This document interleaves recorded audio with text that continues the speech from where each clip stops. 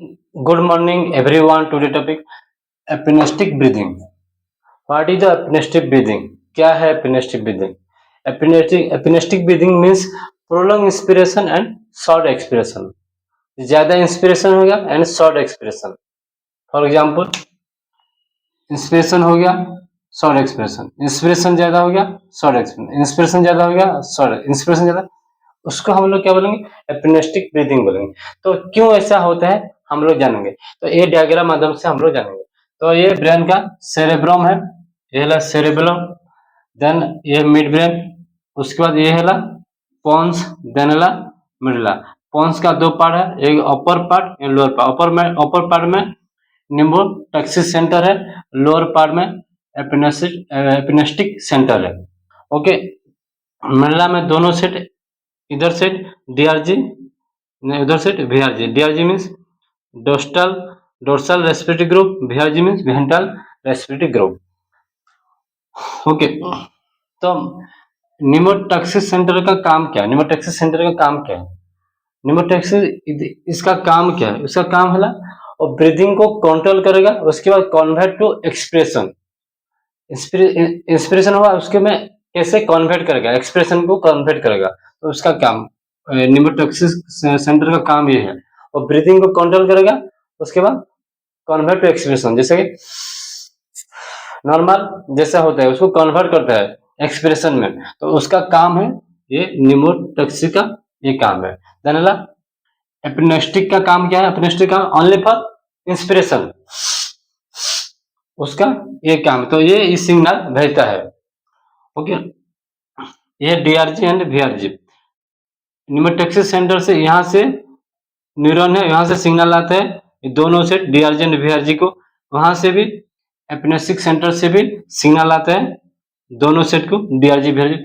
जब इधर सिग्नल आता है देन ये दोनों में मोटर नर्व है, वहां से कनेक्ट होता है कि स्पाइनल कॉर्ड तक.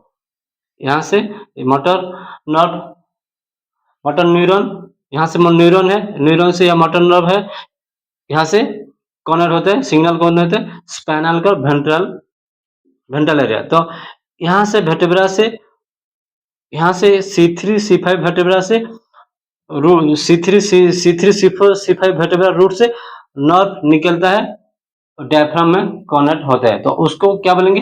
फेनिंग नर्व.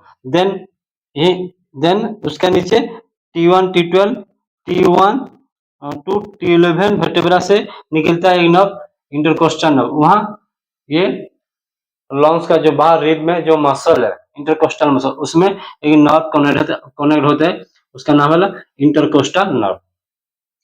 जब सिग्नल इधर डैमेज हो गया, कुछ प्रॉब्लम हो गया, तो क्या ब्रीदिंग कंट्रोल नहीं हो पाएगा, उसके बाद नॉट कन्वर्ट टू एक्सप्रेशन, वो एक्सप्रेशन में कन्वर्ट होने के लिए दिक्कत प्रॉब्लम हो जाएगा.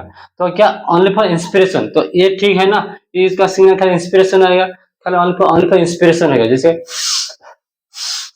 ऐसा सिग्नल आया तो इधर से सिग्नल, तो ये डैमेज हो गया तो इधर तो सिग्नल, इसका सिग्नल निम्बोटैक्सिस का सिग्नल इधर तो नहीं आ पाता है. जैसे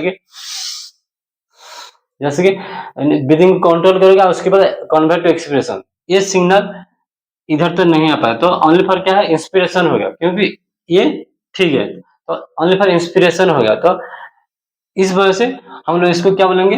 एपिनेस्टिक ब्रीदिंग बोलेंगे, क्योंकि ये डैमेज हो गया था, ओनली फॉर इंस्पिरेशन हो गया. तो ये ठीक है ना, उसका सिग्नल खाली इंस्पिरेशन का सिग्नल आएगा पर इधर तक, क्योंकि ये डायफ्राम मसल कॉन्टा रिलैक्स होते हैं. तो जब ये डैमेज हो गया, इंस्पिरेशन हो गया लेकिन एक्सप्रेशन अच्छा से नहीं हो पाएगा, तो उसको हम क्या बोलेंगे?